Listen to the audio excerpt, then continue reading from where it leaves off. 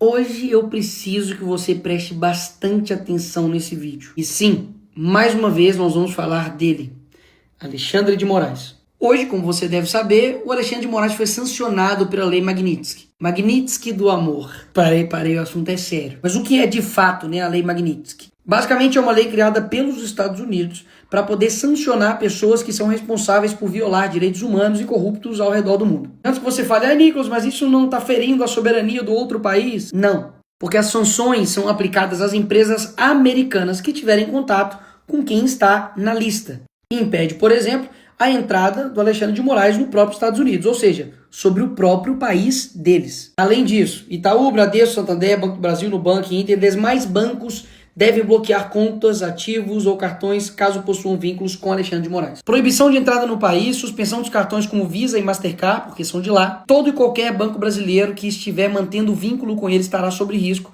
inclusive o Banco do Brasil, que é por onde eles recebem o seu salário. Mesmo ele dizendo que não tem conta nos Estados Unidos, que não tem nem intenção de visitar o país, o buraco é um pouco mais embaixo. Agora nós temos um juiz da Suprema Corte do nosso país, juntamente com Hezbollah, Hamas e Al-Qaeda. Grupos terroristas, mas não para aí. Bem embaixo do seu nome está o PCC. Exatamente. Nós temos um juiz exatamente na mesma lista de sanção, juntamente com o PCC. Então fica bem difícil, para quem diz que eles estão salvando a democracia e está numa lista literalmente com corruptos, com criminosos, com violadores de direitos humanos. Até mesmo porque não é só os Estados Unidos. Parlamentares da Europa pedem congelamento de bens de Moraes. 16 parlamentares da União Europeia. E outra, essa foi a primeira sanção. Podem ocorrer mais sanções, como por exemplo, impedir empresas americanas de prestarem serviço ao STF. E Nicolas, e daí? Isso literalmente pode tirar o site do STF do ar, impossibilitando o uso de plataformas eletrônicas e inviabilizando o trabalho do STF. E agorinha aconteceu isso aqui também.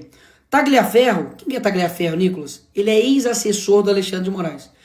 Ele disse que Moraes usava gabinete para perseguir a direita, choca um total de 0 pessoas. Mas o importante é que ele decidiu sair do Brasil para poder denunciar os abusos praticados pelo Alexandre de Moraes. Ou seja, todo mundo está ansioso para que esse cara vai falar. Nisso tudo surgem-se 2 perguntas. Nicolas, pesquisei, dei uma olhada e a Lei Magnitsky ela já foi aplicada em outras autoridades e não deixou de ser ditadura os locais onde os Estados Unidos fez isso. Sim, de fato, você tem razão. Mas há um diferencial.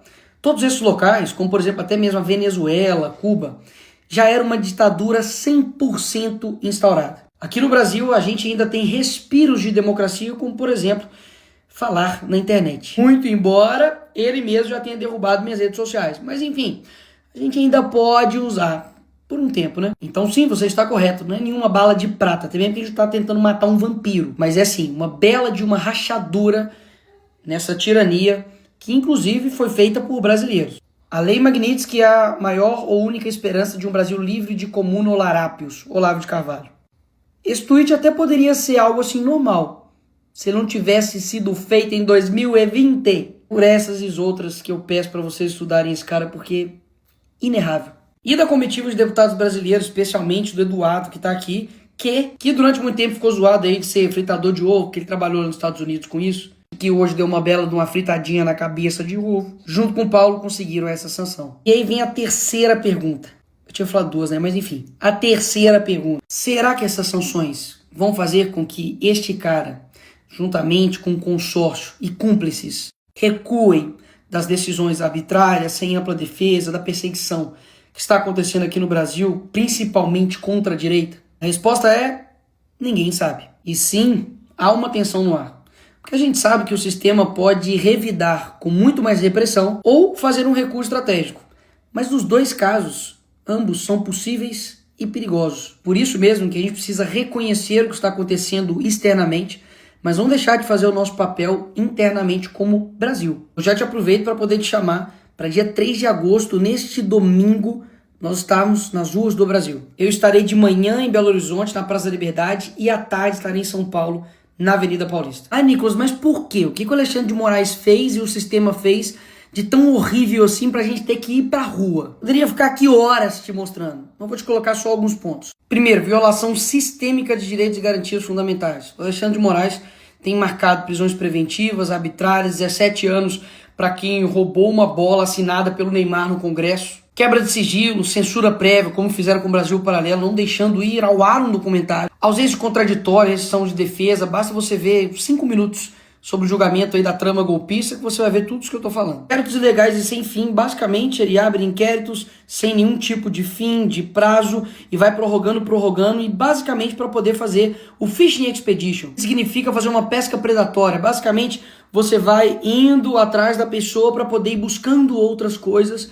Isso não é papel dele. Se for, é o papel do Ministério Público, não dele. Medidas abusivas contra o ex-presidente Bolsonaro. E repito, você não precisa gostar dele, mas falar que isso aqui é normal, tá de sacanagem. Bolsonaro não pode dar entrevista. Ele não pode falar com o seu próprio filho. Pô, isso não é ser imparcial. Ativismo judicial para interferir na política econômica. Esse aqui é o exemplo mais recente que a gente tem. O Congresso derrubou o aumento do IOF, o PT recorreu ao STF, que fez um sorteio, o sorteado foi o Moraes, o homem sortudo. Ele decidiu para poder manter o IOF, ou seja, interferindo absurdamente não somente na política econômica, como também no outro poder, que é o legislativo. Censura institucionalizada e perseguição ideológica. Jornalistas, influenciadores, parlamentares, inclusive eu tive minhas contas derrubadas por ele. Toda essa galera aqui vem sendo perseguida, a liberdade de expressão virou alvo sob pretexto de combater desinformação, isso aqui é fake news, e fazendo punições desproporcionais. Quero lembrar que o deputado Daniel Silveira foi dessa forma preso, já está há quase 5 anos preso, e o crime dele foi um vídeo que ele fez atacando a democracia. Sexto, concentração inconstitucional de poder, porque não sei se você sabe, ele é uma multipessoas. Ele atua como a vítima, investigador, acusador, julgador, executor, reúne todas as funções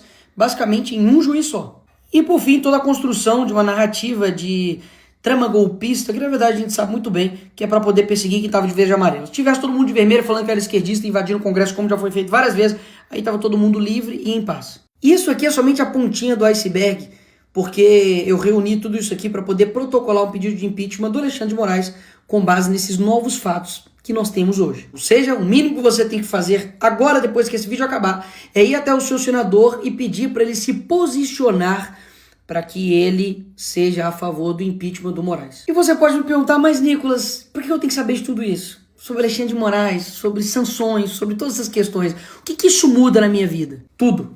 Tudo. Porque basicamente durante muito tempo, o brasileiro só vai pra rua quando sente no bolso, né? E é claro que eu quero ter o país com uma economia pujante, com empreendedores, com a gente, enfim, conseguindo viver um país de maneira digna. Mas a nossa liberdade não importa. Mas a verdade e a justiça passaram a ser palavras somente para a gente aprender a escrever um texto? Não, eu não quero ter um país assim. Um país que se preocupa somente com a economia, mas que no âmbito da moral, no âmbito da liberdade, nós somos uma ditadura, uma tirania? Peraí, não é assim que eu imagino um novo Brasil. Então sim, é um trabalho de formiguinha.